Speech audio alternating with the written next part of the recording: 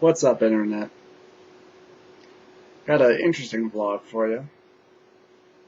Alright, so anybody who is familiar with Spill.com, or was, I should say, sadly, you may remember there was a reviewer on the panel of Spill. His name was Carlisle. His real name is C. Robert Cargill. He's a writer, and he was also a film reviewer. And, well, a couple of years ago, he got to make his own movie, horror film, called Sinister. And it had been receiving some pretty damn good reviews. I have not seen it until just now. I added it to my Netflix DVD queue. Just finished watching it tonight. Which was a terrible idea, because now I'll be lucky if I am even able to sleep. This movie was pretty fucking terrifying. And it's funny, I can predict a good scare. I can predict a good boo!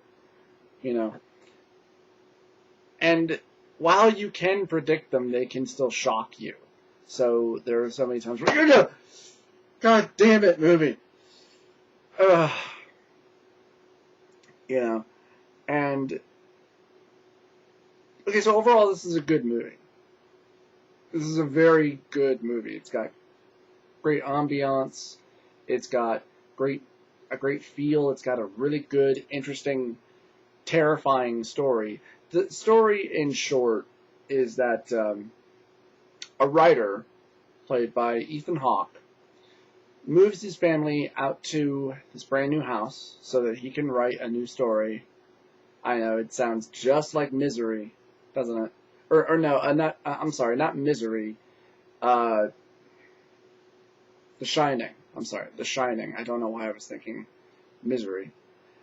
But he moves his family out to this new house so that he can start writing what he thinks will be his next big bestseller.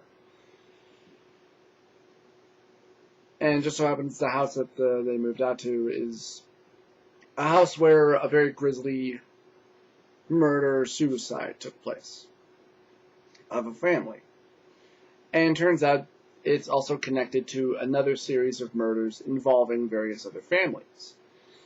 And as he looks into it a lot more, he's noticing these symbols and these images of this individual, this strange figure always in the background of the scenes of the gruesome murders. And every single one of them is caught on film. Every single one of the murders is caught on film. And, well, it turns out that a lot of the symbols and stuff that he's been seeing are all deity symbols of a demon called Bagul, or also known as the Eater of Children. He takes possession of children and makes them do horrible things so that he can feed upon their soul and come into our world. And I kind of guessed what the twist was going to be. I had already heard about what the film was about, that it involved a demon and some sort of a cult. And I kind of figured what the twist was going to be. It was still very good about it, and the ending is still quite shocking and terrifying.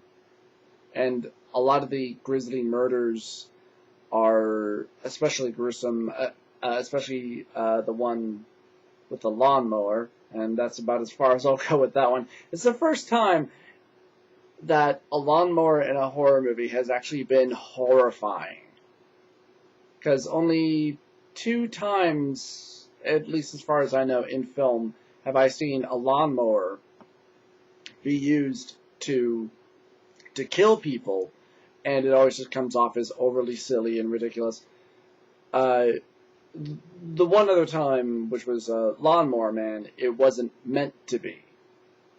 And then the previous time was in Peter Jackson's Dead Alive, or Brain Dead. but that film was meant to be a horrific comedy. This they did to great effect. The movie itself is very good. It's very terrifying.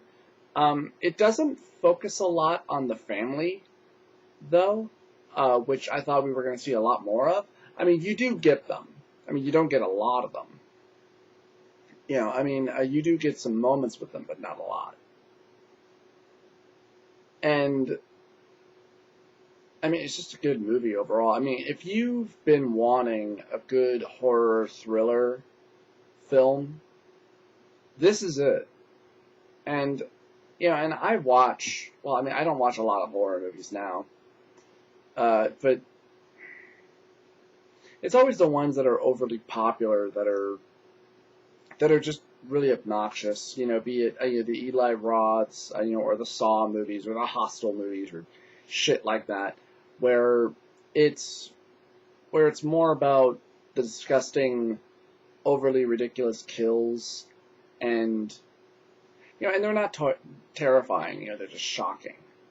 It's just, oh my god, that's so disgusting. It's more about that than it is about actual horror.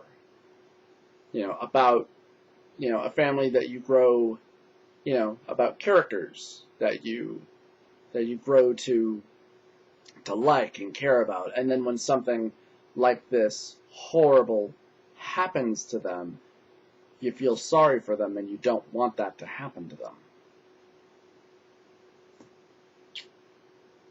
So overall, Sinister is a damn good movie. It's pretty terrifying. I mean, I haven't been this terrified in a while. So it's very late here too, but I'll be lucky if I'm able to sleep. I've been up all night. I've been up all day editing and capturing footage and all that good stuff. So. I rented another movie from Netflix as well on the DVD queue. That was The Incredible Hulk, which I've seen parts of. I haven't seen all the way through, but it's definitely a big step up from Hulk. So.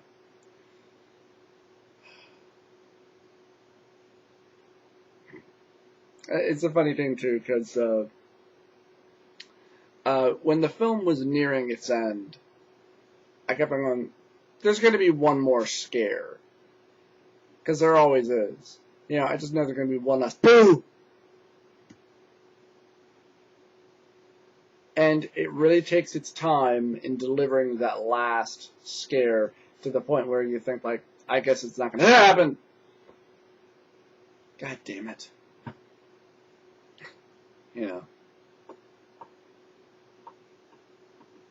But yeah, the acting is solid. The direction is very good. It's pretty subtle. A lot of the ambience and a lot of the noise and a lot of the effects really works for the horror in this film. It really puts you on edge. And it just works. It just does such a great job with that. I mean, the guys who made this, they obviously really, really wanted to make a really good, really scary movie. And they accomplished that, as far as I'm concerned. So if you haven't seen Sinister yet, and you've been curious or interested, definitely do check it out. Alright, I'm gonna try and relax. Calm down. Get this shit out of my head. Though I'm sure when I go to bed, lay down, try to close my eyes, and try not to think about it, I'm still going to see the image in my head. Because that's what horror does. When it scares you, it's able to just work its way right back in there. Alright. Good night. And sleep tight. And don't let the ghoul bite.